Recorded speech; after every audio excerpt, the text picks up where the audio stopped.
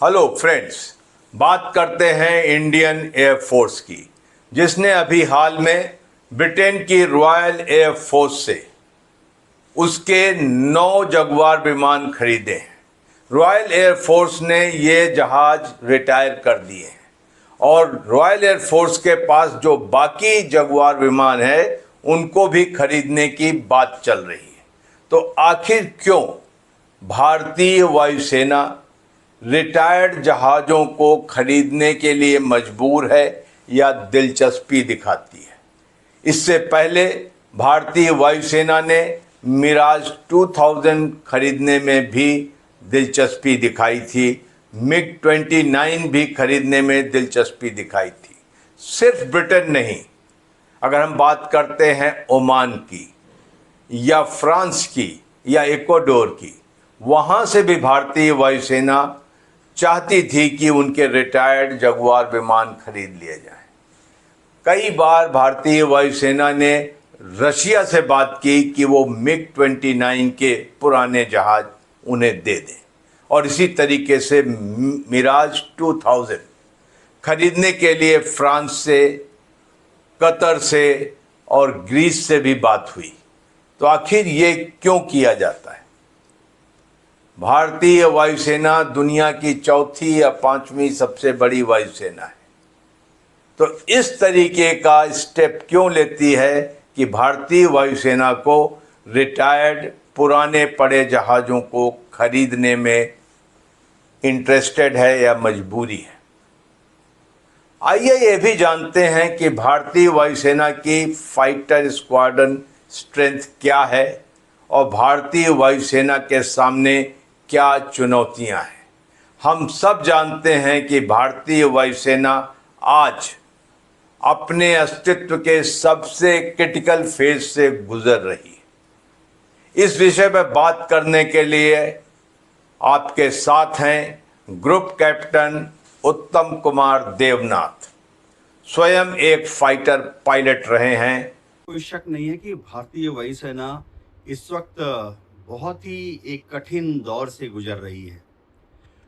Indian air force में समझिए कम से कम 42 फाइटर स्क्वाड्रन होने चाहिए। पाकिस्तान दावा करता है कि युद्ध की स्थिति में वह भारत के खिलाफ 22 फाइटर स्क्वाड्रन्स को लॉन्च कर सकता है। इसी तरह से गलवान के बाद इंडियन एयरफोर्स का आकलन है कि अगर चीन के साथ पूरी तरह से फुल फ्लेज्ड वॉर हुआ तो पीएलए की एयरफोर्स, जो कि दावा करती है कि उसके पास 66 फाइटर स्क्वाड्रन हैं, वो भारत के खिलाफ करीबन 20 फाइटर स्क्वाड्रन तिब्बत में डिप्लॉय कर सकती है। इंडियन नेवी भी इंडियन एयरफोर्स से आशा करती है कि इंडियन एयरफोर्स कम से कम 2 फाइटर स्क्वाड्रन पश्चिमी तट पर नेवी के सपोर्ट में डिप्लॉय करेगी, जो कि युद्ध की स्थिति में अरब सागर में या पर्शियन गल्फ तक या लाल सागर तक इंडियन नेवी की मदद करेगी। इंडियन नेवी ये भी यकीन करती है कि इंडियन एयरफोर्स को पूर्वी तट पर कम से कम 2 डेडिकेटेड फाइटर स्क्वाड्रन नेवी के लिए रखने चाहिए, ताकि दरकार पड़ने पर बे ऑफ बंगाल में कोई ऑपरेशन हो जाए, state of Malacca, Andaman Nicobar में कोई ऑपरेशन हो जाए, तो इंडियन एयरफोर्स नेवी की मदद कर सके इन support of navy. Indian air force में 46 फाइटर स्क्वाड्रन कम से कम होने चाहिए।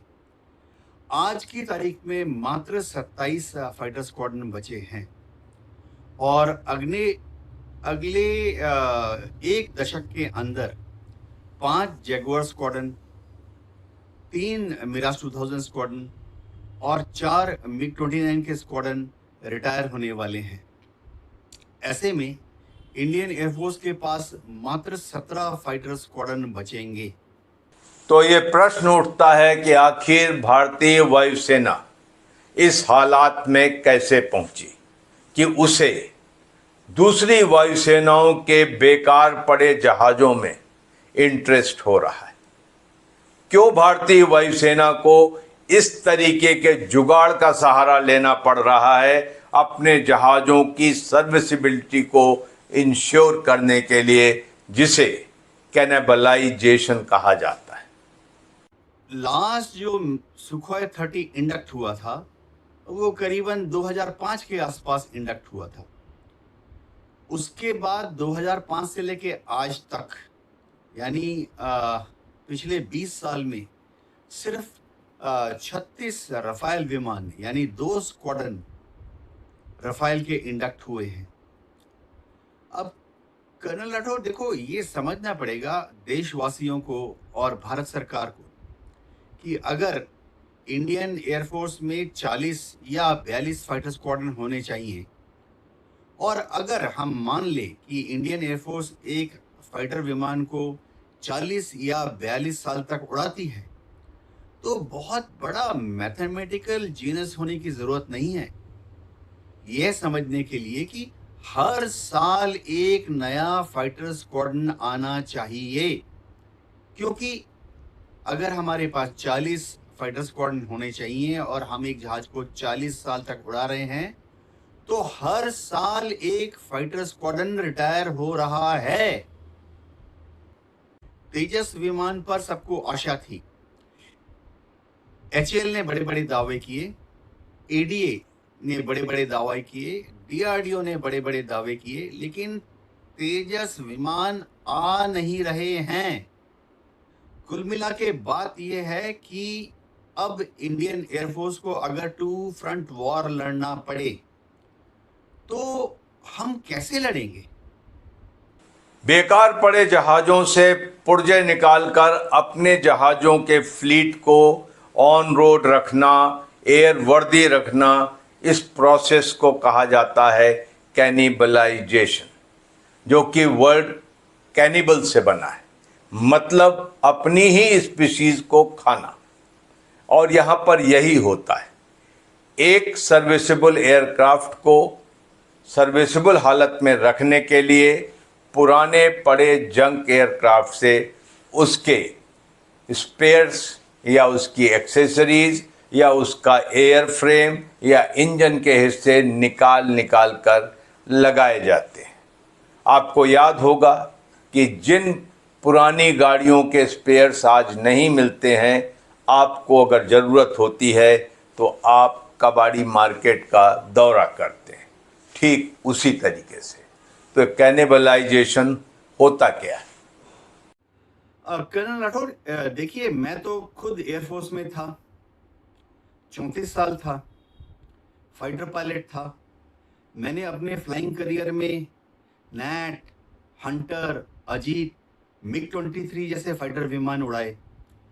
तो कैनिबलाइजेशन जो है, यानी एक दूसरे जहाज से एक कंपोनेंट को खोलकर एक दूसरे जहाज पे फिट कर देना, बहुत ही कॉमन प्रक्रिया है इंडियन एयरफोर्स में। समझिए, हमारे पास एक मिराज 2000 है, पूरा जहाज एकदम फिट है, लेकिन उसका जो लैंडिंग गियर है, उसका जो ब्रेक ड्रम है, वो लैंडिंग के वक्त थोड़ा डैमेज हो गया। तो बाकी पूरा जहाज एकदम सही है। तो करते क्या हैं कि एक पुराना मिराज 2000 विमान या समझिए कोई क्रैश्ड मिराज 2000 विमान, उसका जो लैंडिंग गियर का वो वाला कंपोनेंट है, ब्रेक ड्रम का वो वाला कंपोनेंट है, उसको निकाल कर टेस्टिंग करने के बाद, थॉरो इंस्पेक्शन करने के बाद इस मिराज 2000 में फिट कर देते हैं।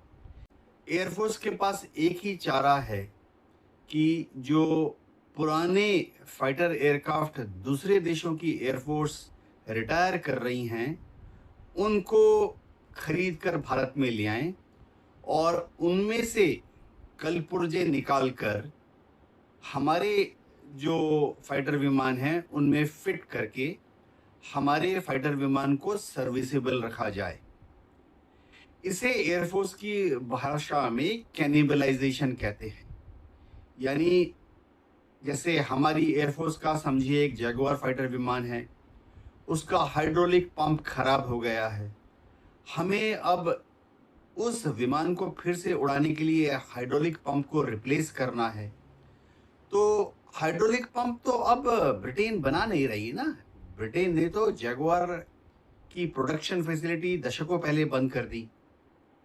तो ऐसी हालत में इंडियन एयरफोर्स दुनिया भर की उन एयरफोर्स से पुराने जगुआर विमान का ढांचा, एयरफ्रेम, कई बार इंजन भी खरीद लेती है, एवियोनिक्स पार्ट भी खरीद लेती है और भारत में लाकर उसमें जो हाइड्रोलिक पंप है या AC/DC जनरेटर है या इन्वर्टर है या लैंडिंग गियर का मेन हाइड्रो सिस्टम है, उनको कैनिबलाइज कर लेती है, निकाल लेती है और फिर HAL या इंडियन एयरफोर्स इन्हीं कैनिबलाइज्ड कंपोनेंट्स को साफ करके, क्लीन करके, डबल टेस्टिंग करके भारत के जो उड़ने वाले जगुआर हैं उनमें फिट कर देती हैं। ये इंडियन एयरफोर्स में एक आम प्रथा रही है पिछले 70 साल से, 60 साल से, 50 साल से। लेकिन चिंता का विषय क्या है? चिंता का विषय ये नहीं है कि हम क्यों जगुआर को, मिराज 2000 को या MiG-29 को बाहर से लाकर उनसे कैनिबलाइज कर रहे हैं। चिंता का विषय ये है कि इनका रिप्लेसमेंट कब आएगा। हर साल एक फाइटर स्क्वाड्रन आना चाहिए, कैसा भी फाइटर, गुड, बैड, अगली। ग्रुप कैप्टन उत्तम कुमार देवनाथ ठीक कह रहे थे कि भारतीय वायुसेना अपने अस्तित्व के सबसे बुरे दौर से गुजर रही है, सबसे क्रिटिकल फेज से गुजर रही है। लगातार गिरती हुई फाइटर स्क्वाड्रन स्ट्रेंथ हम सब के लिए एक चिंता का विषय होना चाहिए।